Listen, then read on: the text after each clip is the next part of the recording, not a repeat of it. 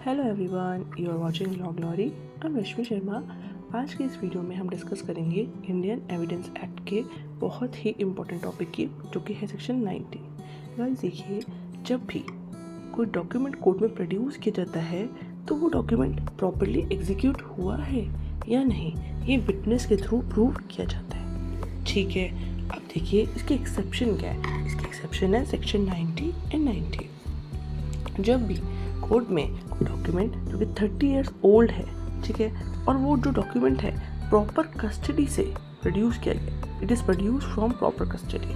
अभी proper custody क्या है? देखिए, प्रॉपर कस्टडी का मतलब होता है कि अगर कोई डॉक्यूमेंट उस पर्सन की टेक केयर में है, उस पर ऐसी प्लेस पे है जहाँ पे इसे नेचुरली होना चाहिए था, जहाँ पे उसे नेचुरली होना चाहिए था। जैसे कि ओनर के पास कोई डॉक्यूमेंट है तो वो प्रॉपर कस्टडी है, पहली बात। सेकेंडली, कि अगर कोर्ट को लगता है कि जो उसका ओरिजिन है वो लेजिटिमेट है, मतलब लॉफुली उस पर्सन को दी गई है। जैसे मॉर्गेजर है, वो डॉक्यूमेंट को अगर मॉर्गेजी को देता है तो वो जो मॉर्गेजी है उसके पास जो ओरिजिन है वो लॉफुल है, लॉफुली उसने उस डॉक्यूमेंट को पोसेस किया है, तो यहाँ पे भी कस्टडी को प्रॉपर माना जाएगा। एंड लास्ट वन है कि अगर सर्कमस्टांसेस ऐसे रेंडर है सच ओरिजिन प्रोबेबल, मतलब ये प्रोबेबिलिटी हो सकती है, ये प्रोबेबिलिटी होती है या फिर हो सकती है ये जो डॉक्यूमेंट है वो लॉयर्स को या फिर जो भी लीगल एडवाइज़र है उसको दिए होंगे, पर ऐसा हो सकता है। ठीक है, तो अगर लॉयर के पोजीशन में भी कोई डॉक्यूमेंट्स हैं तो उसे हम मानेंगे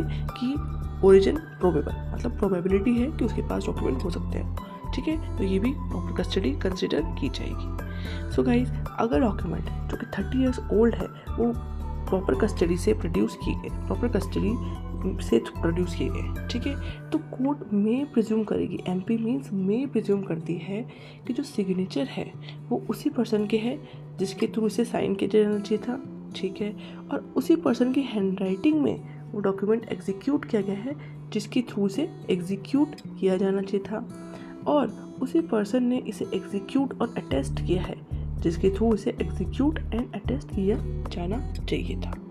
ठीक है, बट यहाँ पे एक बहुत ही इंपॉर्टेंट बात है कि कोर्ट कंटेंट, जो डॉक्यूमेंट का कंटेंट है उसकी ट्रुथफुलनेस, ठीक है, कि वो सच्चा है या झूठा, सही है या गलत, उसकी प्रिजम्पशन नहीं लेगी। कंटेंट ऑफ डॉक्यूमेंट की प्रिजम्पशन यहाँ पे नहीं ली जाती है। ठीक है, अब हम नेक्स्ट बात कर लेते हैं सेक्शन 90A की। 90A भी सिमिलर है बिल्कुल।